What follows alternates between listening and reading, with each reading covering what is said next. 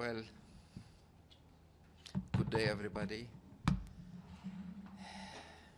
I was honored to be able to have a frank, rich, and detailed discussion with the members of the Security Council in the past 2 hours. Before that, I was honored to have an also a long working session with the Secretary General. You know that the situation in Libya is particularly difficult at that time. I can give you many examples of the difficulty we are facing. I would give you the example of what happened on Saturday evening when dozens of cadets have been killed in the military academy, unarmed, entirely unarmed, by a drone attack that is probably done by a country supporting the LNA. I could tell you more about what is happening today in the city of Sirte, where some fighting took place and some areas have been taken by the LNA. I could also tell you about the humanitarian situation, because it's basically the Libyans who are paying the dearest price for what is happening, with new thousands of IDPs, with dozens of schools closed because of the fighting, dozens of health facilities attacked by drones and by fixed wings aircraft. But I would like also to insist on the great courage of my colleagues in UNSMIL, trying to help at the same time at the humanitarian level, at the political level, and at the economic level. The situation is bleak right now. I am the first to confess it. But let me also emphasize our determination as UN to try to find a way out of this bleak situation. You certainly know that we have decided at the beginning of this year to launch 3 tracks involving the 2 sides in the war: an economic and financial one, a military and security one, and thirdly, a political dialogue one. I'm happy to inform you that we started today, while I'm talking to you, with the economic and financial one, with a meeting representing all parties in Tunis for the first time. I hope that in the next 2 weeks, I will be able to launch the 2nd track concerning military and security issues, that is ceasefire, arms embargo, DDR process, terrorism and counterterrorism, and this kind of issues.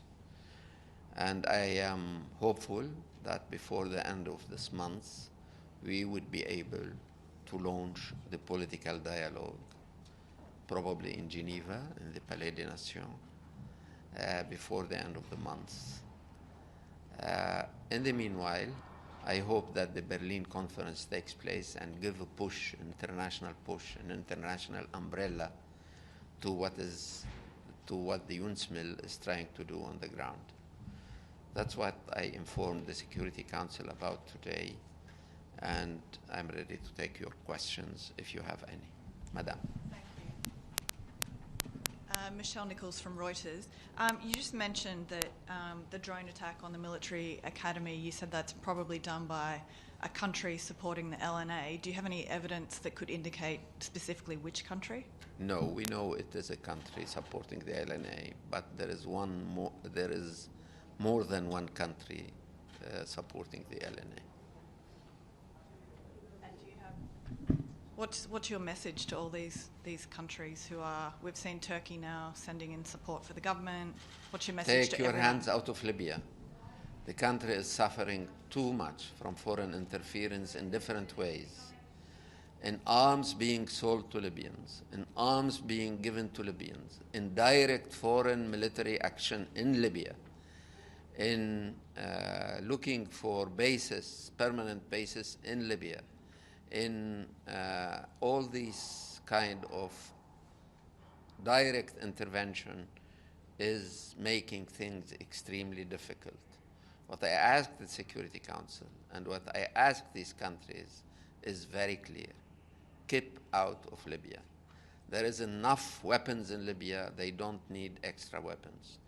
There are enough mercenaries in Libya. So stop sending mercenaries, as is the case right now, with hundreds, probably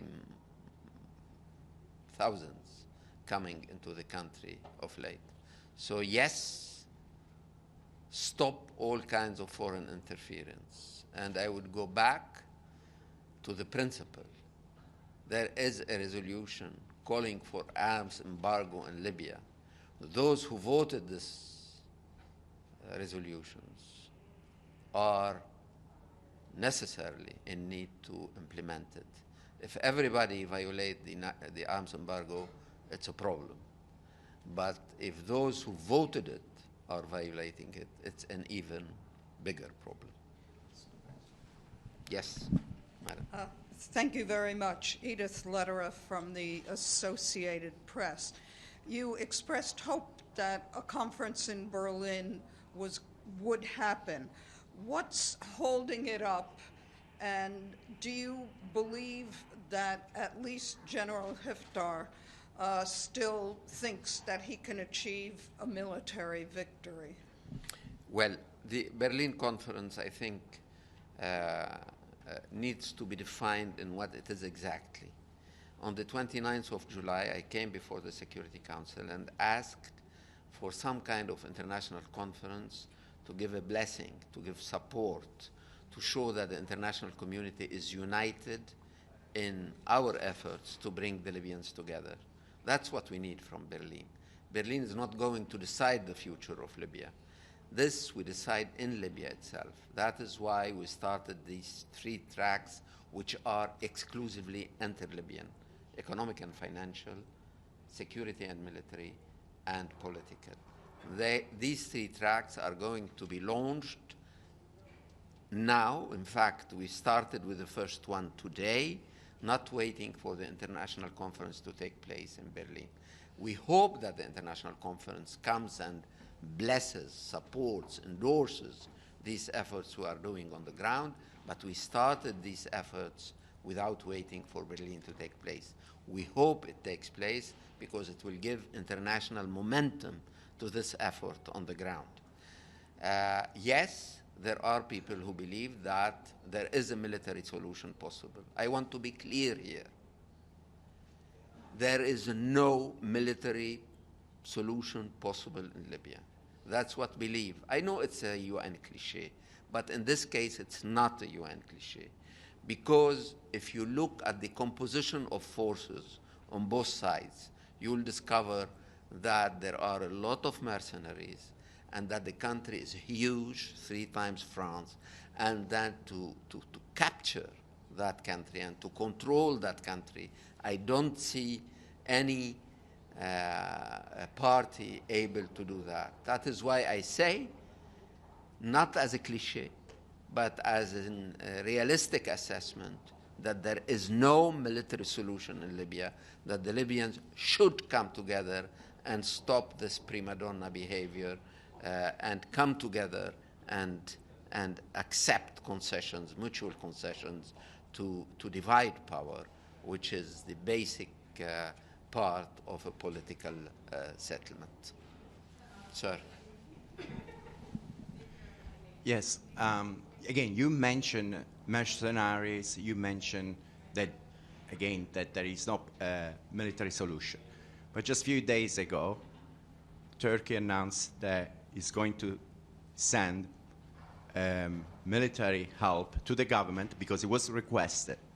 So do you do a difference in this? Are you differentiate between military help arriving because the government in Tripoli is asking, or for you, doesn't matter? if it's mercenary or if it's the state helping, everybody should stay out of Libya in this moment.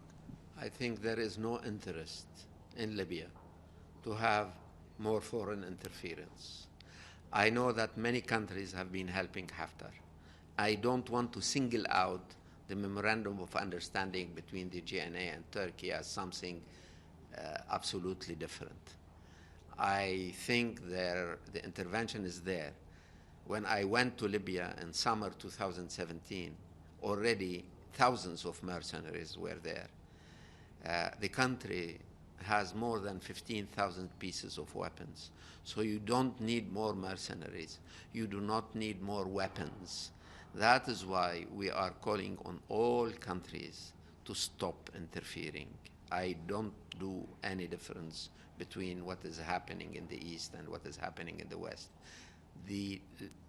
Get out of Libyan nightmare. That's what I am asking all the countries.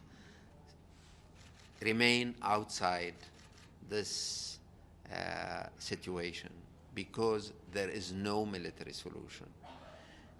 The more we give hopes to this side or to that side, the more you render the political solution extremely difficult. So better avoid escalating and internationalizing this conflict. Yes. Thank you. Alan Bulkati with the Russian news agency RIA Novosti. I'm sorry, I didn't get it. Alan Bulkati with Russian news agency RIA Novosti. Do you have any idea in what dates will be the Berlin conference held? I hope it is held as soon as possible because work has been done during the fall in 5 different meetings, by the way, in which Russia participated very actively. And the 2 basic documents to be adopted by the heads of state are to very large extent ready since our last meeting on the 10th of December. So the soonest, the best. But you know that this depends on the schedule of the various heads of state and other things like that. But the soonest it happens, the best. I hope it happens in the next few weeks and possibly before the end of January. But again, I am not waiting for Berlin to happen to start working. The 3 tracks on the ground where the Libyans want to decide their future have started today on the economic and financial issue and will start on the security and military issue as soon as possible. Berlin is there to give it a push, to give it a boost, but it is not the beginning or the end of the world. But I hope it takes place as soon as possible. Well, yes. I will follow up with what I was asking before again. Again, you're saying practically that for you is the same. Any intervention or any, so if even a state nation like Turkey coming or mercenary will be the same, clear, right? So I ask again, what did you ask the Security Council to prevent that this actually will happen?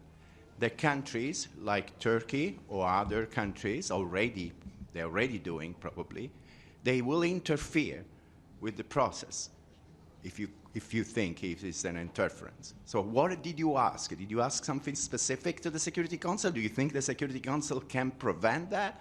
Or is just a fact that because Tripoli government asked for help, that it's legal, it's not a problem?